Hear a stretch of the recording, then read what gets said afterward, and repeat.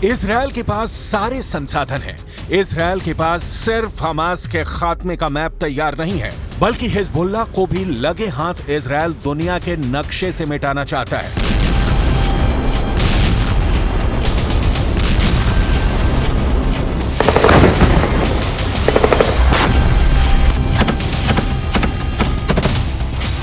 ये बहुत बड़ा प्लान सिर्फ इजरायल के प्रधानमंत्री बेंजामिन नेतन्याहू का नहीं है।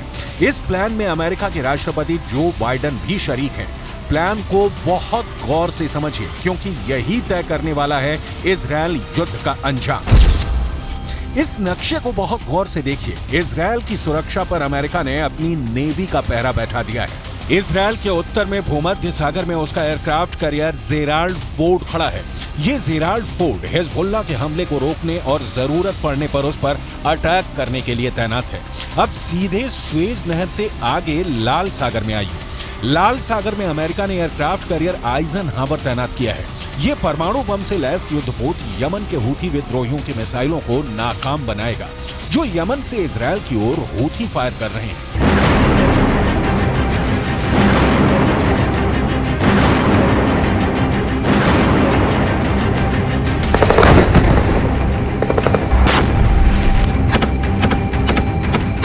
इजरायल के लिए हूथी और हिजबुल्लाह हमास की तरह ही कट्टर दुश्मन है। इजरायल के सामने पिक्चर क्लियर है कि इन संगठनों को रोकने के लिए उसके पास दो चीजें होनी चाहिए। पहला अमेरिका और दूसरा उसके पास अत्याधुनिक हथियार। इजरायल के पास इस वक्त दोनों मौजूद है। अमेरिका, ब्रिटेन, फ्रांस जैसी शक्तियां इजरायल के साथ खुलकर खड़ी हैं। आपको आगे बताएंगे कि लाल सागर और इजरायल का कनेक्शन क्या है, लेकिन उसके पहले लाल सागर में उतरे अमेरिका के महाविनाशक एयरक्राफ्ट कैरियर आइजनहावर की डिटेल। आइजनहावर स्ट्राइक किस्म का युद्धपोत है जो परमाणु हथियार, अत्याधुनिक फाइटर जेट और रेडार सिस्टम से लैस है। अमेरिका के इसके जरिए यमन के हूथी विद्रोहियों को चेताने की कोशिश है।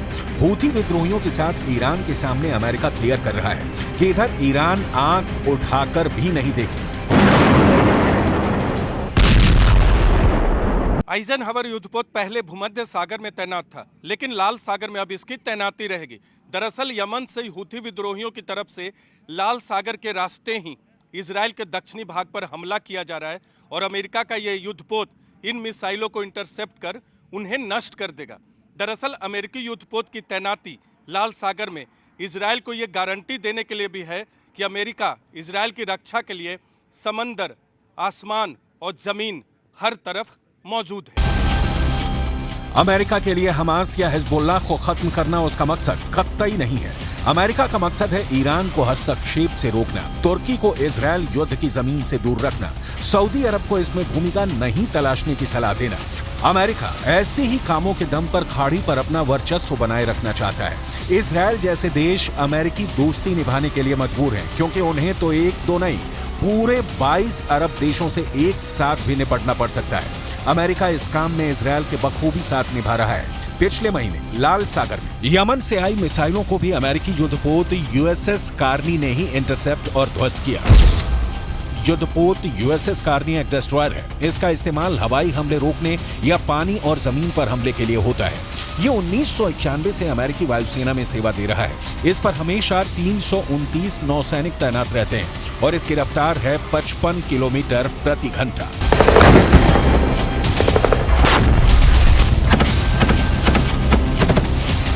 लाल सागर को अमेरिका फुल प्रूफ बना देना चाहता है, ताकि इजरायल पूरी आजादी के साथ हमास को गाजा पट्टी में मौत की नींद सुला सके। जो 2 एयरक्राफ्ट कैरियर अमेरिका ने इजरायल की सुरक्षा के लिए तैनात किया है, इनमें एक का टारगेट है यमन के हूथी। लेबनान के हिजबुल्लाह की तरह ही खूंखार होते हैं हूथी, और हिजबुल्लाह की तरह ही हूथी विद्रोहियों को ईरान का साथ हासिल है, बल्कि ईरान इनका पालन पोषण करता है। हूथी पश्चिमी एशिया के देश यमन का एक विद्रोही गुट है। यमन के 1/3 इलाके पर हूथियों का कब्जा है। हूथी विद्रोहियों में ज्यादातर शिया समुदाय के लोग हैं। हूथी विद्रोहियों के पास 1,80,000 से लेकर 2 लाख की सेना है। हूथी विद्रोहियों को ईरान हथियार और पैसे से मदद करता है।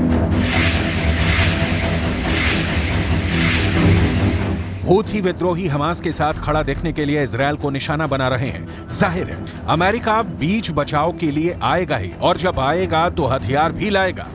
अमेरिकी युद्धपोत आइजनहावर की क्षमता आपको जरूर देखनी चाहिए, क्योंकि तभी आपको यह क्लियर हो पाएगा कि यह युद्धपोत आखिर हूती विद्रोहियों से इजराइल को बचा पाने में कितना सक्षम है। इसकी खासियत क्या क्या है, कितना यह ताकतवर है, यह जानिए। आइजनहावर निमित्ज क्लास एयरक्राफ्ट कैरियर है, यह समझिए। निमित्ज क्लास एयरक्राफ्ट कैरियर है और अमेरिका की ओर से पहले ही इजराइल भेजा जा चुका है। मतलब कि यह कि यूएसएस आइजनहावर परमाणु ऊर्जा से भी लैस है, न्यूक्लियर पावर से लैस होने का मतलब आप समझ सकते हैं। और इसके अलावा 3D रडार से लैस इस जंगी जहाज में टारगेट को इंटरसेप्ट करके उसे नष्ट करने की क्षमता होती है, यानी कि उसे टारगेट करके पहले पहचानना और उसके बाद उसे तबाह कर देना, यह क्षमता है इसकी। लेकिन इसकी ऊंचाई की अगर बात करें तो 244 फीट यानी कि 74 मीटर इसकी ऊंचाई है। दिल्ली के कुतुब मीनार से भी ज्यादा यह ऊंचा है। इसकी रफ्तार है 56 किलोमीटर प्रति घंटा।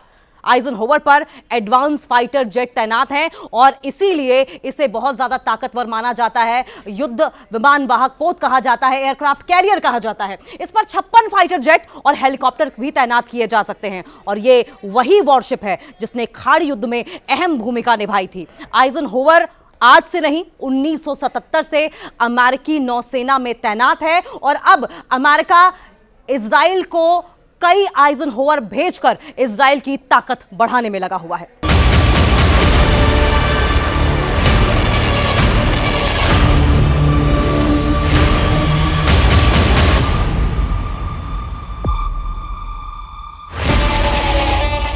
अमेरिका के पास दुनिया की सबसे शक्तिशाली नौसैनिक बेड़ा है। अमेरिका इसकी ताकत का एहसास पूरी दुनिया को कराता रहा है। इजराइल के साथ अमेरिका के खड़ा नहीं होने की दशा में इजराइल का अस्तित्व तो बच पाएगा कहना मुश्किल है, क्योंकि इजराइल पर ईरान जैसे देशों की गिद्ध दृष्टि जमी रहती है। ईरान जैसे देश अब तक कबूल नहीं कर पाए हैं कि अरबों के बीच एक यहूदी देश बसा है। यही कारण है कि हमास और हिजबुल्लाह जैसे संगठनों को खाद पानी देकर ईरान उन्हें पालता रहा है और यही वजह है कि अब अमेरिका अपनी हैसियत दिखा रहा है।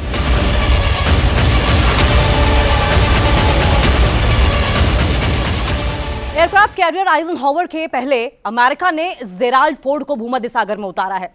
परमाणु ऊर्जा से चलने वाला जेराल्ड फोर्ड 76 मीटर ऊंचा है। इस तरह समझने की कोशिश कीजिए कि दिल्ली के कुतुब मीनार की ऊंचाई 73 मीटर से भी ज्यादा है और ये उससे भी ज्यादा ऊंचा है। लेकिन इसकी अगर क्षमता की बात करें तो क्षमता 1 लाख टन से ज्यादा बताई जाती है, यानी कि काफी हद तक ये वॉरहेड्स ले जाने में सक्षम है। इस पर एक साथ 70 फाइटर जेट लिए जा सकते हैं, यानी कि समझ सकते हैं कि युद्ध में खड़े रहने डटे रहने की क्षमता अगर 70 फाइटर जेट एक साथ आपके पास हो तो कितनी होती है। लेकिन अगर इसकी रफ्तार की बात करें तो 56 किलोमीटर प्रति घंटा की रफ्तार से ये चलता है। इसे चलाने के लिए 4500 नौसैनिक लगातार काम करते हैं और इसी बात से अंदाजा लगाया जा सकता है कि इसकी मारक क्षमता क्या होगी और इसकी कैपेबिलिटीज, इसकी कैपेसिटीज कितनी ज्यादा है।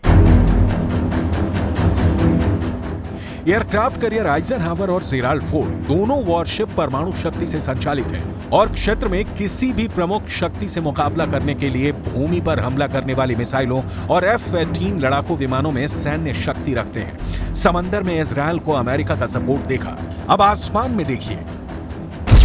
F-16 2400 किलोमीटर प्रति घंटा की रफ्तार से उड़ते हुए इतनी मिसाइलें और बम बरसा सकता है कि जमीन पर तबाही मच जाए। इतनी तेज स्पीड से उड़ने के बावजूद F-16 लड़ाकू विमान का निशाना बाज की तरह सटीक होता है। यहां तक कि रात के अंधेरे में भी। और तो और अमेरिका की वायुसेना यह भी दावा करती है कि उसका F-16 किसी भी मौसम और किसी भी वक्त में उसका साथ नहीं छोड़ता।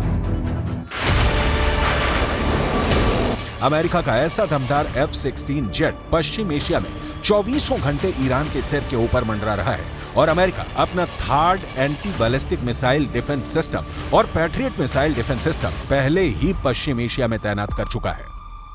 हमास या हिजबुल्लाह की लाख कोशिशों के बावजूद इजराइल इनसे अकेले निपटने में सक्षम है। लेकिन ईरान और कतर जैसे देश अगर हमास को बचाने उतरते हैं तो क्या होगा। अमेरिका इसी की तैयारी में जुटा हुआ है, लिहाजा वो इजराइल को खुलकर सपोर्ट कर रहा है, चाहे वो हथियार हो, एयरक्राफ्ट कैरियर हो या फिर F-16 जैसे लड़ाकू जहाज। इजराइल के लिए अमेरिका ने अपने सारे संसाधन खोल रखे हैं।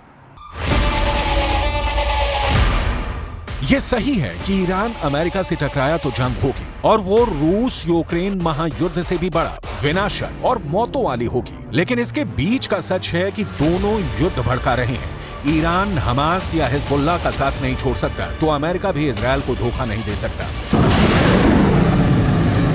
अब तक अमेरिका अपने 3 एयरक्राफ्ट कैरियर समंदर में उतार चुका है और जरूरत पड़ी तो अपनी नौसैनिक शक्ति से लाल सागर से फारस की खाड़ी तक कहीं किसी भी समंदर को मत देगा।